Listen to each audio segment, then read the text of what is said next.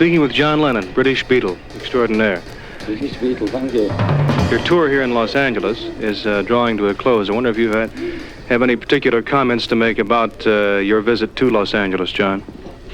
Well, it's been great and thrilling, and we saw a couple of film stars, which we wanted to do, And it's just great, and the bowl was marvellous.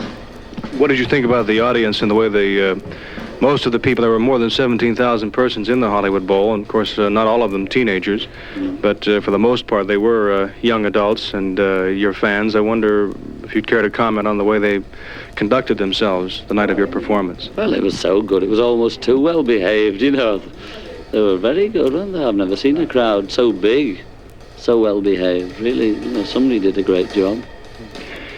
Have you had a chance to listen to America's commercial radio at all since you've been here in Los Angeles? We do nothing else all day. We have a sort of transistor thing each, and we just have them all on at various heights. On whichever record we like, we just turn that one up. What exactly do you think of our commercial radio as opposed to the type of radio that you're accustomed to in England? Well, it's great, but they've just started a couple in Britain now, pirate ships they call them, off the British coast. Similar, only, in a sort of more modified British way. But you get good records all day, which you never got before. But I love it. Of course, we have more commercials over here, probably just as much commercialization with advertising as we do with records. Do you feel there's an overabundance of commercials on our radio stations? It does seem a lot when you just come out here. I suppose if you're used to it, it's all, it's nothing. Because when people come to Britain and see the advertising there on TV, they think it's awful. People that haven't got commercial TV, so you just get used to it. I understand you were the one that was responsible for the name of the group, the Beatles. Yeah. Could you tell us exactly how you decided upon that name? Well, I remember the other day when somebody mentioned the Crickets at a press conference. I'd forgotten all about that. I was looking for a name like the Crickets that meant two things. And from Crickets I got to Beatles.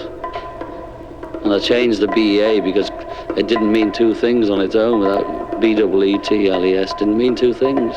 So I changed the E to the A, and it meant two things then. What two things specifically? The beat, the music? Yeah. I mean, it didn't have to mean two things, but it said, it was beat and Beatles, and when you said it, people thought of Crawley things, and when you read it, it was beat music. Why did you decide upon the long hair? We didn't decide on it. The only reason I didn't have long hair at 13 was because I kept getting told to get it off. I've always liked it, and when I met George, Paul, and Ringo, they've always liked it. We just bumped into each other. We didn't have it the same as this, but it was long, So actually, it wasn't something you decided to do when the group was formed. You all had long hair before the group.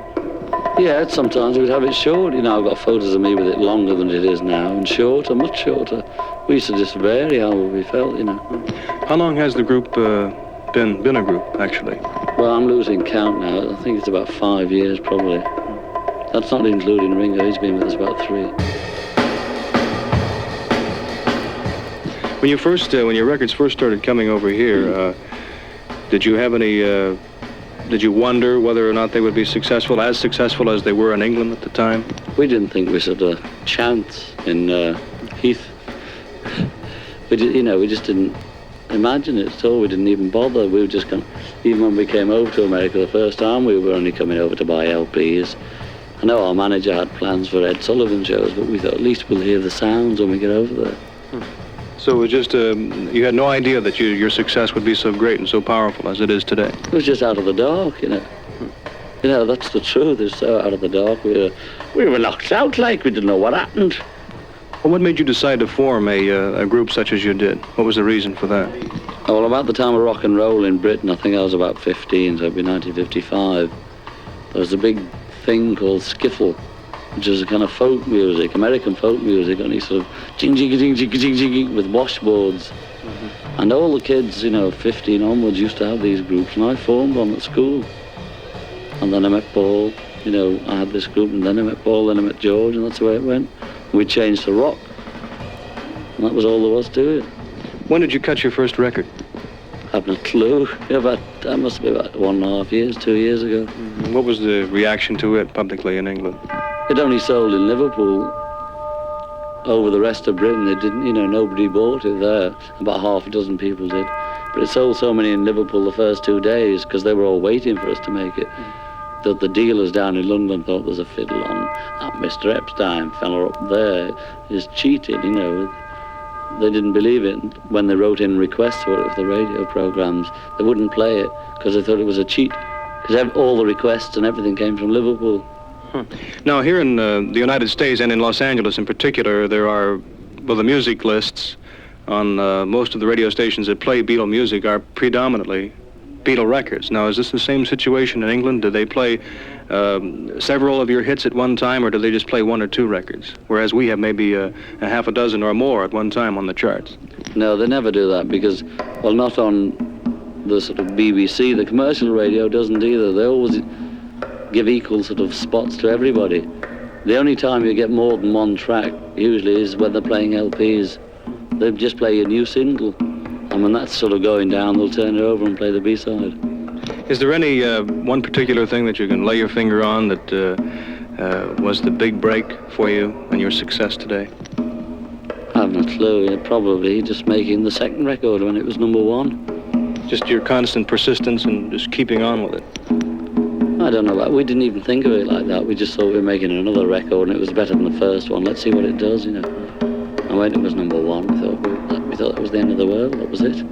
I understand the crowds in England that turn out to see you are not quite on the large scale that they are here in the so many thousands. Like in Vancouver, you had something like more than 20,000 in a football stadium, and here in the Hollywood Bowl, you had 17,000. How does this compare with the turnout in the British Isles?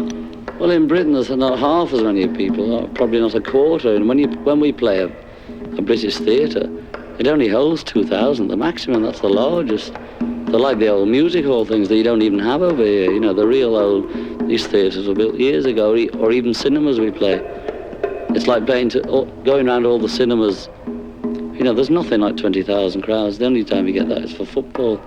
How do you feel about the reaction of teenage America, young America, to your music, and the way they show their appreciation of the Beatle music by their screaming and their shrieking and their cheering?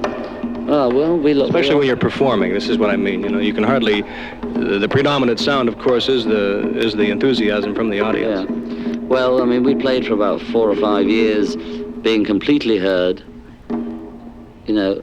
And it was good fun, and it's just as good fun to play being not heard and being more popular. They pay the money. If they want to scream, we scream. Literally, we're just screaming at their money with guitars. Everybody's screaming, there's no harm in it. Getting back to the Hollywood Bowl, I was the chap that drove the car out of the bowl for the other night. I wonder if you... Best of luck to you. It was kind of a short ride. The whole thing actually took less than 5 minutes. It really went off so beautifully. I was really surprised. Well, that was because it was organised by our road manager, Neil, instead of 99 other people, including police officers, record company people, promoters, which is what normally happens. About 19 people arrange. I'll give in. Seems as though the element of surprise is the most important thing as far as getting you safely out of your performance area. Yeah, but we've just got fed up thinking about getting away. Somebody does that for us. If they don't get us away, all right, we sleep the night somewhere. It's never happened, but there's no need worrying. It's not going to kill us, is it? Unless they get us, mind you. Have you ever been physically mobbed and in a situation where that you actually feared for your safety and your personal welfare? Once in New Zealand, it was a bit rough. I thought, definitely, big clump of my hair had gone. I don't mean just a bit. I was halfway on the ground. I thought, hello. Must be just like a red, when you get crushed. Because they put about 3 policemen on for 3,000 or 4,000 kids.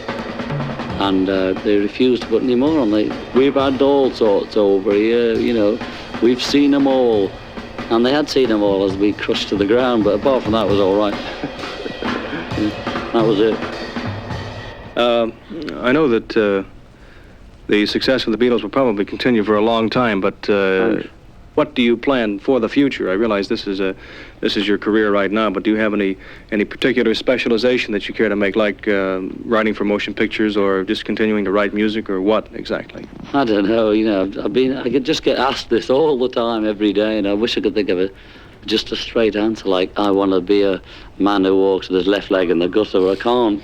I wouldn't mind writing songs. I wouldn't mind just singing you know, to a limited audience. See, my voice might improve when I get older. They do, you know. Or I wouldn't mind just writing books. When did you write your first book? Over a period of years, you know, most of it was written last year. Do you plan another one in the very near future? Yeah, I plan the more the merrier. If people like it as much as I do, I'll bring out millions, you know.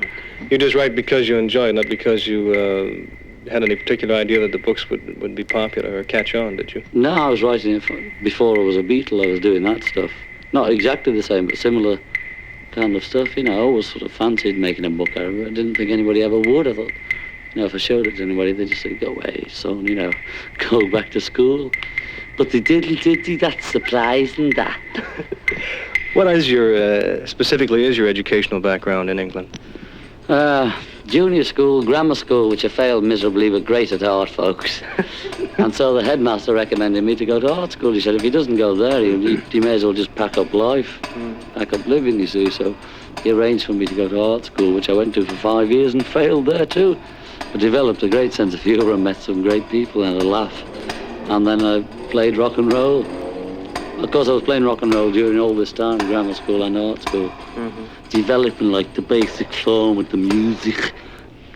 What exactly is the type of area that you were raised and brought up in Liverpool? Could you kind of give us a picture of what it's like over there as opposed to where you're sitting right now, for instance? Well, you know, it's not all that different from this, because this is a bit of a dump, really.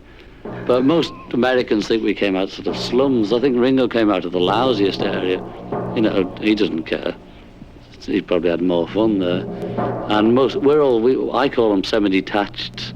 You know, that's sort of houses, half one house and half another house, you know, sort of upper middle class, you know. They don't exactly own the shops, but they, you know, they're one of those people, you know, the ones that don't think they speak with an accent, but they do.